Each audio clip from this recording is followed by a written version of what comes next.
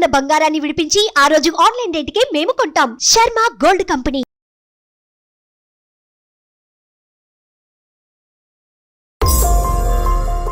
Please నువ్వు నా life ని డిస్టర్బ్ చేయకు అని నా కాళ్ళు పట్టుకుంది మేడం. కానీ నేను అలా ఈగోతో ఏం చేయలేదు సార్. నాకు మాత్రం ఇష్టమే, కానీ నా మైండ్ అలా మార్చింది అదే. నేనేం చేస్తున్నానో ఎలా ఉంటున్నానో నాకేం అర్థమయ్యేది. చెల్లి అన్నప్పుడు అక్క వాడినవే వాడడము, అక్క వాడిన డ్రెస్సెస్ అక్క వాడిన బుక్స్ వాడాలని లేదు కదా సార్. కేవలం అక్క చిన్నప్పటి నుంచి నన్ను ఇలా పెట్టింది ఎలా పెట్టింది అనేటటువంటిది బయటకు నువ్వు పగ ప్రతీకారం అనే మాటలు వాడకపోయినా కూడా ఇంటర్నల్గా నువ్వు రగిలిపోతున్నావు. అక్క వాడిన పుస్తకాలే వాడాలా, అక్క వాడిన డ్రెస్లే వాడాలని మరి సిగ్గనిపించలేదండి అక్క భర్తని వాడుకోవటానికి? ఇది ఒక తప్పుడు ప్రేమ వల్ల ముందుకెళ్ళినటువంటిదా లేదా అక్క మీద తీర్చుకునేటటువంటి ఒక పగ? అందమైన జీవితం సమర్పిస్తున్న వారు మాస్టర్ మైండ్స్. వెల్కమ్ టు అందమైన జీవితం. నమస్తే డాక్టర్ గారు. నమస్తే జయ గారు. నిన్న నైట్ నేను ఒక మెయిల్ చదివానండి. సిబ్లింగ్స్ మధ్య వచ్చే ఒక రైవల్టీ చిన్నప్పుడు బాగుంటుంది, ఏదో అమ్మ నాన్న సర్ది చెప్తారు, కొంచెం పెరిగి పెద్ద అయ్యేసరికి తగ్గిపోతుందండి. కొంచెం ఏజ్ గ్యాప్ తక్కువ ఉందనుకోండి, వాళ్ళ మధ్య ఇంకొంచెం ప్రేమ ఎక్కువగా ఉంటుంది. కొంచెం ఎక్కువ ఉంటే అది వేరే కోణాలకి దారితీస్తుంది అనుకోండి. ఈ రైవల్టీ అనేది పర్సనల్ లైఫ్లో కూడా వెళ్ళిపోయి అది విపరీతమైన ధోరణులు, ఇటు అక్క కానీ అటు చెల్లెలు కానీ, అది పెళ్ళి అయిపోయిన తర్వాత కూడా ఒకరి జీవితంలోకి ఇంకొకరు ఎంటర్ అయిపోతుంటే జరిగే మలుపులు అసలు మాటల్లో చెప్పలేము. అలాంటి ఇష్యూ అండి ఇప్పుడు ఇది మరి ఎటు దారి తీస్తుందో ఏంటో. ఒకసారి మరి అమ్మాయి నాకు మెయిల్ అయితే చేసింది, నెంబర్ కూడా పెట్టింది, మరి కాల్ చేయమంటారు ఒకసారి? తప్పకుండానమ్మా. సాధారణంగా అంటే చాలా గ్రోయింగ్ మైల్ స్టోన్ అంటూ ఉంటాం. యూజువల్గా తోబుట్టువుల మధ్యన ఉండేటటువంటి ఒక రైవలరీ ఏదైతే ఉంటావో సైకలాజికల్గా అది ఒక పోటీతత్వాన్ని పెంచి జీవితంలో ఎదగటానికి ఒక విధంగా ఉపయోగపడుతుంది. మరి ఇలాంటి ఇష్యూస్ మరి ఎందుకు వస్తున్నాయి అన్నది ఈ అమ్మాయి మాటలో మనకు అర్థం అవుతుందేమో. హలో హలో ఉషా అండి. అవును మేడం. ఉషా గారు, నేను సుమన్ టీవీ నుంచి మాట్లాడుతానండి, అందమైన జీవితం ప్రోగ్రామ్ నుండి. Hi madam. హాయ్ అండి, బాగున్నారా? బాగున్నాం మేడం. ఉషా, మీరు మెయిల్ చేశారు, చూశాను. నేను డాక్టర్ గారికి కూడా బ్రీఫ్గా చెప్పాను. నేను రైట్, డాక్టర్ గారితో ఒకసారి చెప్పండి, బ్రీఫ్గా చెప్పండి ఉషా. Okay ma'am. ఓకే అమ్మా ఉషా, నమస్తే అమ్మా. నమస్తే సార్. ఎంతమ్మా మీ వయసు ఎంత, మీ ఊరు ఎక్కడ? మాది ఖమ్మం సార్. 25 years సార్ నాకు. ఓకే.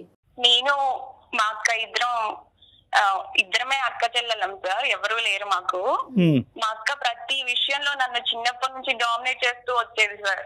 ప్రతిదీ తనకి చెప్పి చెయ్యాలి. ఎక్కడికి వెళ్ళినా కూడా తను ఎక్కడికి వెళ్తున్నావు అని అడుగుతుంది. ప్రతిదీ నన్ను ఒక చెల్లిలా ఎప్పుడు చూడలేదు సార్ నన్ను. అక్కకి మీకు ఎంత ఏజ్ గ్యాప్? ఎంత? 2 years ఉంటుంది మేడం, అంతే. ఓకే. ప్రతిదానికి తను చెప్పినట్టే చేయాలి సార్. అది స్టడీలో చాలా బాగా చదువుతుంది సార్, గోల్డ్ మెడలిస్ట్. నాకేమో అంత స్టడీ మీద అంత ఇంట్రెస్ట్ లేదు, నేను యావరేజ్ స్టూడెంట్ ని. ప్రతి దానికి నాకు ఏదైనా ఫోన్ వచ్చినా కూడా ఎవరు, ఎంతసేపు మాట్లాడతావు, ఇంతసేపు ఎక్కడికి వెళ్ళావు, అన్ని అంతే సార్. చిన్నప్పటి నుంచి అంతే. ఒక చెల్లిగా ఒక్కసారి కూడా నన్ను ఏంటి అనేసి ఏదైనా బాధ ఉన్నా కూడా ఏమైంది అని అడగదు సార్. అసలు ఇంట్లో తను చెప్పింది వినాలి. అమ్మ వాళ్ళు కూడా ఏంటంటే అది బాగా చదువుతుంది, నీకంటే పెద్దది కదా, వింటే ఏంటి అని అట్లే మాట్లాడుతూ ఉంటారు. సహజంగా అదే అంటారమ్మా. పెళ్లి చూపులు సెట్ చేశారు, ఆ రోజు కూడా నన్ను లోపల పెట్టేశారు అమ్మ వాళ్ళు. అదేలే. ఎందుకమ్మా నేను ఎందుకు లోపల ఉండాలి, అదేంటి అక్క పెళ్లి చూపులు నేను చూడకూడదా, నీ పెళ్లినే కదా, నేనెందుకు ఉండకూడదు అక్కడ అని అడిగాను. అడిగితే అక్క అంటుంది, ఆ అమ్మ వాళ్ళు చెప్పినట్టు వినొచ్చు కదా, నీకు అన్ని చెప్పాలా అని చెప్పి అంటుంది సార్. అదేంటి నువ్వన్నా చెప్పవా, నేను నీ పక్కన ఉండొద్దా, అసలు అక్కడ ఏం జరుగుతుంది నేను చూడొద్దా అని అడిగాను దాన్ని. నువ్వు క్వశ్చన్స్ వేస్తావేంటి, చెప్పింది చెయ్యాలన్నారు. అది నాకు మైండ్ లో బాగా పడిపోయింది సార్. అది పెళ్లి చూపుల రోజు దాచిపెడతారు, పెళ్లి రోజు సార్, పెళ్లి రోజు తర్వాత అయినా నేనెవరో తెలియదా వాళ్ళకి. పెళ్లి రోజు నన్ను మా బావ చూసారు సార్. మా బావ చూసి ఎవరిమా నాకు చూపించలేదేంటి అని అడిగారు. అరే మా చెల్లి ఆ రోజు లేదు, అవుట్ ఆఫ్ వెళ్ళిందని చెప్పేసింది. కానీ మా బావ ఫేస్ చూస్తే నాకు అనిపించింది సార్, అర్థమైపోయింది మా బావకి ఈ అమ్మాయిని దాచేశారా అని. ఆ రోజు నుంచి ఇంకా మా అక్క ప్రతిదానికి మా బావని నన్ను అబ్జర్వ్ చేయడము, మా బావ కూడా కొంచెం నా మీద కేర్ తీసుకోవడము. ఉషా అది తినమ్మా ఇది తినమ్మా. పండగకి వచ్చారు సార్ సంక్రాంతికి, సంక్రాంతి హాలిడేస్ కి వచ్చారు అనమాట మా బావ వాళ్ళు, అక్క బావ ఇద్దరు వచ్చారు ఇంటికి. అప్పుడు మేము కొంచెం క్లోజ్ గా ఉండడం అక్కకి నచ్చలేదు. క్లోజ్ గా అంటే మామూలుగా బావ మధ్యలో అన్నాక ఇంకా అల్లరి చేస్తూ అలా ఉంటారు కదా మేడం, అలాగే అలా ఆడుకుంటూ పాడుకుంటూ ఉన్నాము. అది ప్రతి దానికి ఉడుక్కుంటూ ఉంది. అప్పుడు అనిపించింది నాకు ఇన్ని రోజులు నన్ను ఏడిపించింది, ఇలా ఏడిపిద్దాం దీన్ని అని. నేను కూడా కొంచెం క్లోజ్ గా ఉండడము, మా బావతో ఆట పట్టించడం మా అక్కని అలా చేస్తూ ఉండేదాన్ని. అమ్మ కూడా అన్నది, ఎందుకు అలా క్లోజ్ గా ఉంటావు, అది ఫీల్ అవుద్ది అని అంది. ప్రతి దానికి అమ్మ వాళ్ళు కూడా సార్ అక్క కదా అడ్జస్ట్ అవ్వాలి అలాగే చెప్తూ ఉండేవాళ్ళు. ఎంతగానో మనం అడ్జస్ట్ అవ్వాలి నేను. అందుకని క్లోజ్ అయ్యారు బావకి. అందుకని క్లోజ్ అవ్వడం కాదు మేడం, అలా మాట్లాడుకుంటూ ఉండేవాళ్ళము. ఒక రోజు ఇంకా మా బావ కూడా ఇలా క్లోజ్ గా ఉంటూ ఒక రోజు చెప్పేశారనమాట, నువ్వంటే నాకు చాలా ఇష్టం ఉషా అని. నాకు కూడా నేను అలా ఉంటూ మా బావ అంటే ఇష్టం పెరిగిపోయింది మేడం. మా అక్క ఒకసారి మేమిద్దరం క్లోజ్ గా డీప్ గా ఉండడం చూసేసింది. ఏంటమ్మా? నేను ఇంకా ఆ రోజు నుంచి మా అక్కకి మొహం చూపించుకోలేకపోయాను సార్. మీరంత డీప్ గా ఎట్లా క్లోజ్ అయిపోయారు? యాక్చువల్లీ నేను అక్క వాళ్ళ ఇంటికి 2-3 సార్లు వెళ్ళాను. మేమిద్దరం అలా ఉండడం చూసి అది బాగా ఉడుక్కునేది మ్యామ్. నేను కూడా అలాగే ఉండాలి, ఇది నన్ను చిన్నప్పటి నుంచి ఎంత టార్చర్ పెట్టింది, నేను ఉండాలి అని అలాగే మామూలుగానే ఉన్నాను నేను. కానీ ఇట్లా నాకు తెలియకుండానే మేమిద్దరం క్లోజ్ అయిపోయాం మ్యామ్. ఒక రోజు నాకు ఎగ్జామ్ ఉంది, వెళ్ళాను అనమాట. నేను తెలియకుండా ఎలా క్లోజ్ అయిపోతారులే అమ్మా. సరే చెప్పండి. ఈగోతో కాదు సార్, మామూలుగానే మేము. అది కాదమ్మా పాయింట్. వెళ్ళాము, వెళ్ళిన తర్వాత అక్కడ మేమిద్దరం అలా ఉండడం మా అక్క చూసేసింది. ఆ రోజు నుంచి నేను మా అక్కకి మొహం చూపించుకోలేకపోయాను సార్ అసలు. ఓకే. ఒక రోజు మా అక్క వచ్చి బాగా ఏడ్ చేసింది, ఉషా ప్లీజ్ నువ్వు నా లైఫ్ ని డిస్టర్బ్ చేయకు అని నా కాళ్ళు పట్టుకుంది మేడం.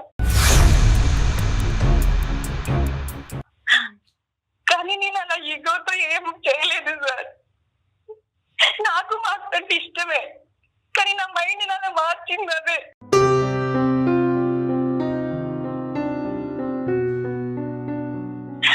నేనేం చేస్తున్నానో ఎలా ఉంటున్నానో నాకేం అర్థమైంది.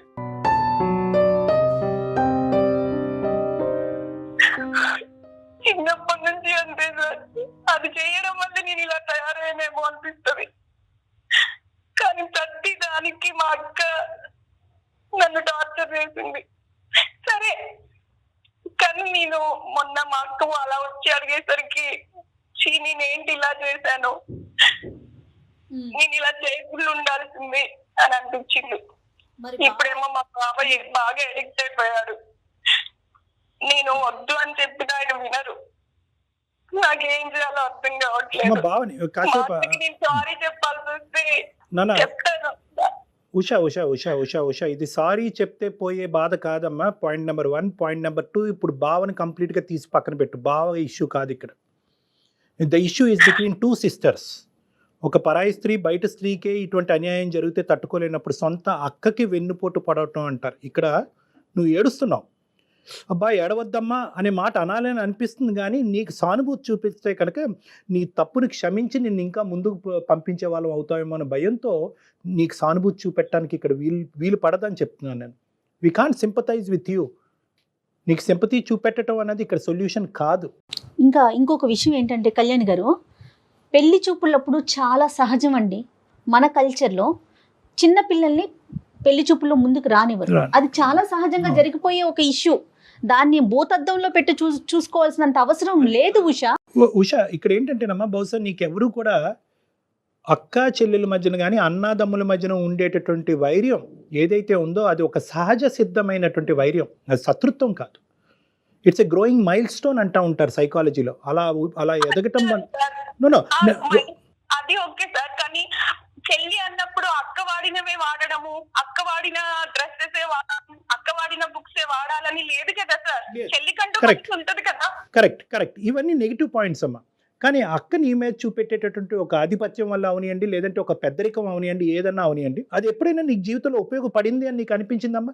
నీకు కొద్దిగా సొసైటీలో నీకు అంటూ ఒక కంట్రోల్ వచ్చింది, లేదంటే నేను ఈ తప్పు చేసి ఉండేవాడిని, మా అక్క ఆపకపోతే కనుక నేను ఇలా అయి ఉండేదాన్ని, కొద్దో గొప్ప మా అక్క కంట్రోల్ పెట్టడం వల్ల సమాజంలో నాకంటూ ఒక సెల్ఫ్ కంట్రోల్ వచ్చింది, ఇష్టం లేని చదువు మీద ఒక ఇష్టం అనేటటువంటిది ఏర్పడింది, అడ్వాంటేజ్ పాయింట్స్ ఏమీ లేవమ్మా? చెల్లిలాగా ఎప్పుడు చూడదు సార్, అన్నిటికీ స్ట్రిక్ట్ గానే చేస్తుంది. ఇప్పుడు కూడా నాకు దాని మీద ఇష్టంతో సార్, ఇప్పుడు కూడా నాకేమనిపిస్తుంది అంటే దాని లైఫ్ కోసం నన్ను బతిమలాడుతుందేమో అని అనిపిస్తుంది సార్. నేను సాక్రిఫైసెస్ చేశాను సార్ మా అక్క కోసం, కానీ నాకేం చేయలేదు. కానీ అక్క నా ముందు అలా అడిగేసరికి నేను భరించలేకపోయాను సార్. నేను చేసింది తప్పే, నేను ఒప్పుకుంటున్నాను, ఏం చేయాలో కూడా అర్థం కావట్లేదు. అర్థం అవుదమ్మా, ఎందుకంటే అర్థం కానటువంటి పొజిషన్ నీ జీవితాన్ని నువ్వు పట్టుకెళ్ళిపోయావు. అక్క జీవితాన్ని, నీ జీవితాన్ని, మీ బావ జీవితాన్ని, మొత్తం అందరి భవిష్యత్తుని మొత్తం అందరినీ కూడా ఒక తెలియనటువంటి ఒక ప్రాంతానికి తీసుకెళ్ళిపోయాను. నేను అడిగేది ఒకటేనమ్మా, ఇక్కడ నీ సబ్ కాన్షియస్ మైండ్లో అక్క మీద నాకు వైర్యం లేదండి, అక్క మీద పగ తీర్చుకునేటటువంటి ఉద్దేశం నాకు లేదు అని అంటూనే నువ్వు అందులో ముందుకెళ్ళావు.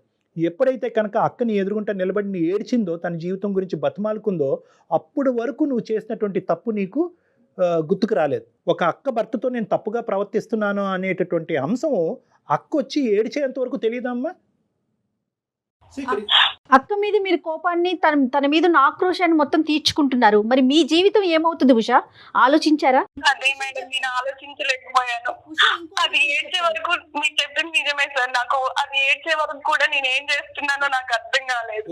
ఇప్పటికి కూడా నేను చేసిన తప్పే సార్, నేను ఒప్పుకుంటున్నాను. ఏం చేయాలో నాకు అర్థం కాకే మీకు పేరు పెట్టుకున్నాను. నేను ఈ విషయాన్ని ఎప్పటికీ చెప్పుకోలేను సార్. ఒక ఫస్ట్ స్టాండర్డ్ పిల్లోడు కూడా ఇది తప్పని చెప్తాడమ్మా. దీనికి ఒక సైకియాట్రిస్ట్ ఎవరు అక్కర్లేదు, దీనికి అందరూ తప్పే ఇది. కానీ ఏంటంటే ఇక్కడ నేను కొద్దిగా ఇక్కడ ముందుకు మనం ఏ విధంగా ముందుకు ప్రయాణిస్తున్నాం అనేది మనం అర్థం చేసుకోవాలి అంటే కనుక ఇక్కడ జరిగినటువంటి కొన్ని అంశాలు మనం ఇక్కడ జాగ్రత్తగా అర్థం చేసుకోవాలి.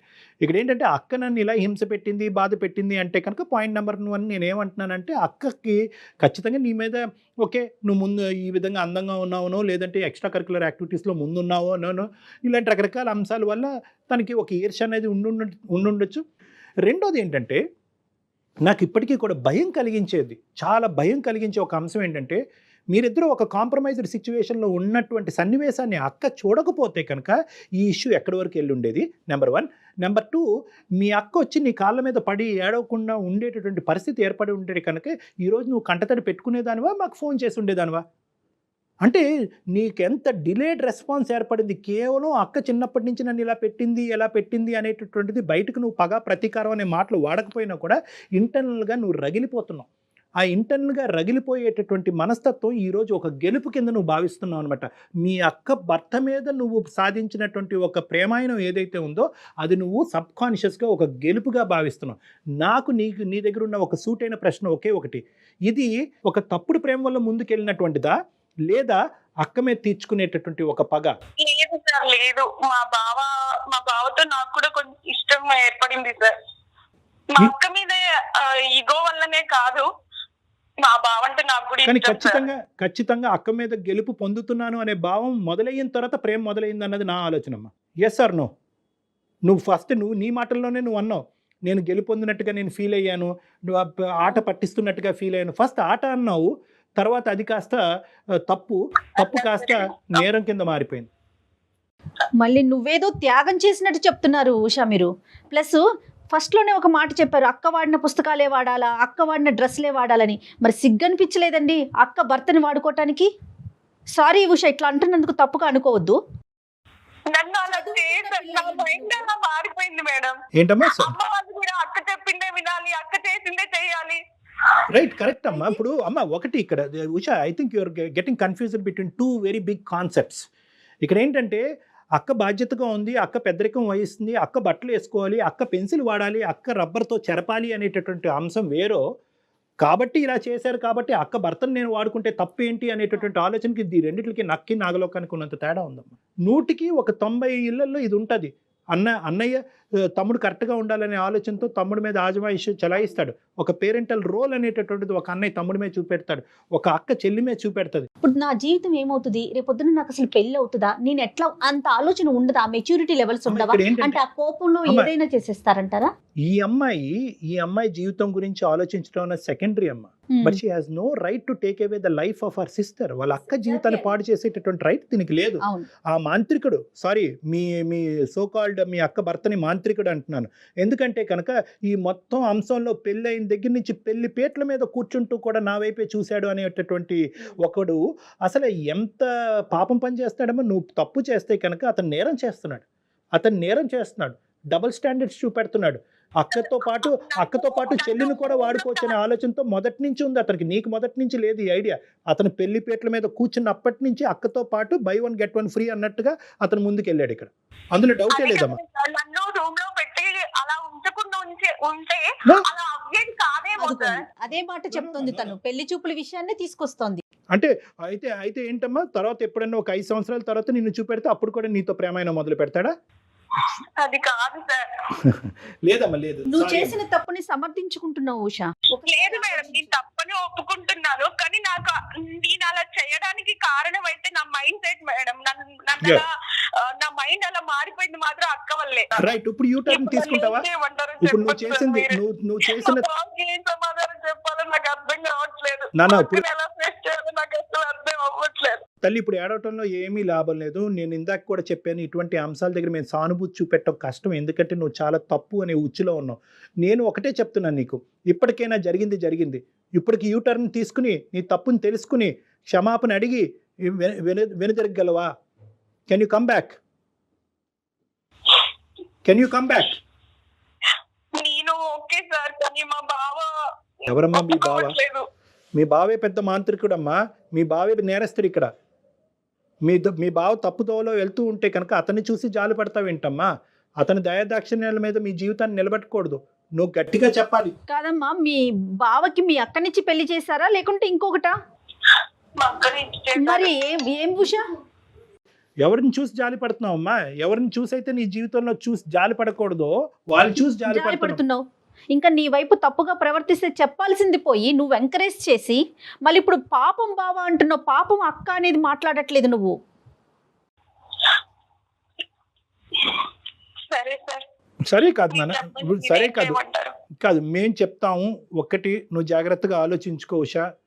ఈరోజు నువ్వు మీ అక్క ఒక టీం. ఇప్పటి వరకు మీరిద్దరు ఒక టీం లాగా వ్యవహరించారో లేదో నాకు తెలీదు. ఫస్ట్ టైం మీ బాండింగ్ అనేటటువంటిది ఇప్పటి వరకు బలపడలేదు, ఇప్పుడు బలపడాలి. ఇది ఒక టీం కింద వ్యవహరించాలి. మీ ఇద్దరికి ఒక కామన్ సిక్ పర్సన్, ఒక జబ్బు పడినటువంటి ఒక వ్యక్తి ఎవరన్నా ఉన్నారు అంటే కనుక అది మీ బావ. సో ఆ జబ్బును వదిలించాలి, ఆ జబ్బునికి ట్రీట్మెంట్ ఇవ్వాలి. ఇది ఒక జబ్బు, ఇదేదో ఒక వ్యామోహమో ఒక ప్రేమో ఇలాంటి పదాలు వాడకండి. అతను ఇద్దరితో ఆడుకుంటున్నాడు, ఇద్దరి జీవితాలతో ఆడుకుంటున్నాడు. ఇది ఇంకా కుటుంబాల మధ్యన తెలీదు. ఇంకా మీ అమ్మ నాన్నకి తెలిస్తే కనుక వాళ్ళు గుండెలు పగిలిపోతాయి, చచ్చిపోతారు వాళ్ళు. సో కాబట్టి ఏంటంటే దీన్ని ఒక జబ్బు కింద పరిగణించండి. ఇప్పటి వరకు లేనటువంటి మీ బంధం ఇప్పటి నుంచి బలపరుచుకోండి. అక్కతో పాటు నేను ఉంటాను, అక్క మాటే శిలాశాసనం అని చెప్పి ఫస్ట్ టైం నీ జీవితంలో మీ అక్కతో నువ్వు ఒప్పుకోవాలి. అక్క ఇప్పటి వరకు నీ మాట విన్నానో లేదో నాకు తెలీదు, ఇప్పటి వరకు నీ మీద కోపం వచ్చింది, ఇప్పుడు నీ మీద జాలి కలుగుతుంది, మన ఇద్దరు ప్రేమ అనేటటువంటిది నిలవాలి అంటే మనం భావన మారుద్దాం పదక్క అని చెప్పండి. ఓకే. అరే ఇప్పుడు ఇది ప్రేమ కాదమ్మా, ఇది ప్రేమ కాదు. ఇది ఏంటంటే ఒక పగతో పాటు కూడినటువంటి ఒక వ్యామోహం. ముందు పగ చల్లారి అంటే కనుక ప్రేమను పెంచాలి, ఒక వ్యామోహాన్ని పెంచాలి. ఆ వ్యామోహం కాస్త ఒక పనికిరానటువంటి ఒక ప్రేమ కింద, ఒక పనికిరానటువంటి ఒక బాండింగ్ మీద జీవితాలు నాశనం చేసేటటువంటి ఒక కథ కింద మారిపోయింది. కాబట్టి ఇప్పటికీ లేట్ అవ్వలేదు. ఇప్పటికైనా తప్పు తెలుసుకోండి, అక్కని క్షమాపణ అడగండి, భావన మార్చేటటువంటి ప్రయత్నం చేయండి. ఇంతకు మించి నాకేం సమాధానం లేదు. Okay sir. Right Usha? Okay ma'am. మెచ్యూర్డ్గా ఆలోచించండి ఉషా, చదువుకున్న పిల్లలు అయ్యుండి మెచ్యూర్డ్గా ఆలోచించండి ప్లీజ్. ఏం లేదమ్మా, నీదేంటంటే ఇక్కడ ఇప్పుడు ఎవరో ఒకరి తరపునే నువ్వు ఆలోచించడం మొదలు పెట్టాలి ఉషా.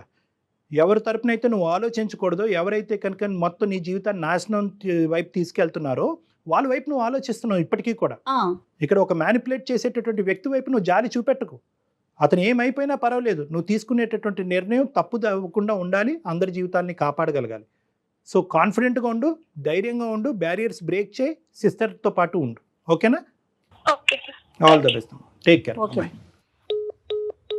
అమ్మ ఇప్పటికైనా రియలైజ్ అయ్యిందమ్మా. ఇప్పుడు ఏంటంటే వాళ్ళ అక్క చూడకుండా ఉండుంటే కనుక ఈ తప్పు ఇలా కొనసాగుతూనే ఉండేది, నలుగురికి పాకుండేది. ఇంకా నలుగురికి పాకితే ఇంకేం ఉండదమ్మా జీవితం. అక్క జీవితం ఏమవుతుంది, రేపొద్దున ఈ పిల్ల భవిష్యత్తు ఏమవుతుంది కళ్యాణ్ గారు? కానీ ఎంత పిచ్చి ఆలోచనలు కదా. అంటే అక్క మీద ఈ నాకు అమ్మాయి ఇక్కడ అంటూనే ఇంకొక విషయం కూడా అనిపించింది, పేరెంట్స్ కూడా ఆలోచించాలండి. పిల్లల మధ్య ఎలాంటి రైవల్టీ ఉంటుంది, ఎక్కడ గొడవలు పడుతున్నారు, కొంచెం ఒకరిని తగ్గించటం, ఒకరిని పెంచటం.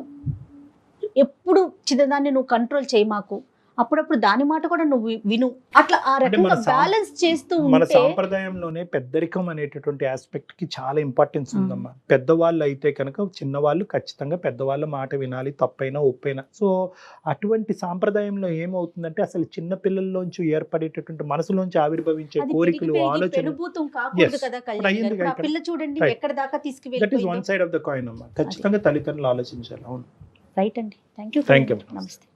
అందమైన జీవితం సమర్పిస్తున్న వారు మాస్టర్ మైండ్స్.